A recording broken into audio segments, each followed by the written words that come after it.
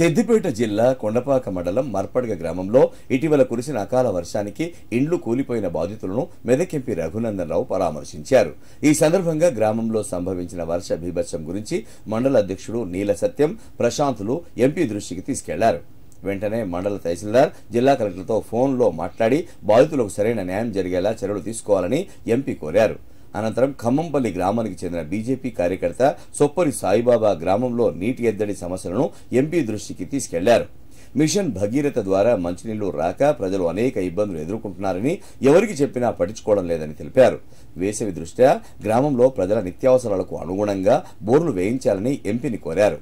స్పందించిన ఎంపీ ప్రస్తుత ప్రభుత్వంలో బోర్లు వేసే అవకాశాలు లేవని వివరించారు. ఆ వెంటనే మిషన్ భగీరథ మండల ఏఈతో ఫోన్లో మాట్లాడి నీటి సమస్యను పరిష్కరించేలా చర్యలు చేపట్టాలన్నారు. ఈ కార్యక్రమంలో బీజేపీ జిల్లా అధ్యక్షుడు బైరి శంకర్, కొండపాక మండల బీజేపీ నాయకులు నీలవేణు, శేఖర్, ముదిరాజ్ పాల్గొన్నారు.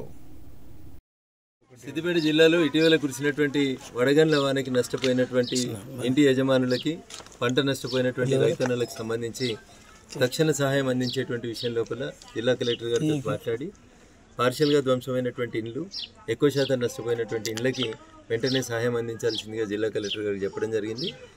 కొండపాక మండలం మర్పడగ గ్రామం లోపల సుమారు 16 మందికి ఇండ్లు పార్షియల్గా, ఎక్కువ శాతం నష్టపోయినటువంటి వ్యక్తుల్లో కొంతమందిని ఈరోజు కలవడం జరిగింది. వీళ్ళందరినీ కూడా రేపు జిల్లా కలెక్టర్ కార్యాలయానికి పంపించి నష్టపోయినటువంటి వాళ్ళందరికీ సాధ్యమైనంత తొందరగా ఎక్కువ నష్టపరిహారం ఇప్పించేందుకు ప్రయత్నం చేస్తాం. అదే రకంగా పంట నష్టం కూడా చాలా జరిగింది. వస్తూ ఉంటే దారిలో ఒక ఒడ్డెర కుటుంబానికి సంబంధించినటువంటి వాళ్ళ ఇల్లు మొత్తం రేకులతో ఉంటే పైకప్పు మొత్తం ఎగిరిపోయింది. వాళ్ళకి ఇందిరమ్మ పథకం కింద ఇల్లు మంజూరు చేయాలని చెప్పి జిల్లా కలెక్టర్ గారికి ఆదేశించడం జరిగింది. ప్రజలకు కష్టం వచ్చినప్పుడు ఖచ్చితంగా ప్రజాప్రతినిధులుగా మా బాధ్యతగా మేము వాళ్ళని కలవడం జరుగుతూ ఉంది. వాళ్ళ కష్టాల్లో ఒకటిగా ఉంటానని చెప్పి ఈ సందర్భంగా తెలియజేస్తాం.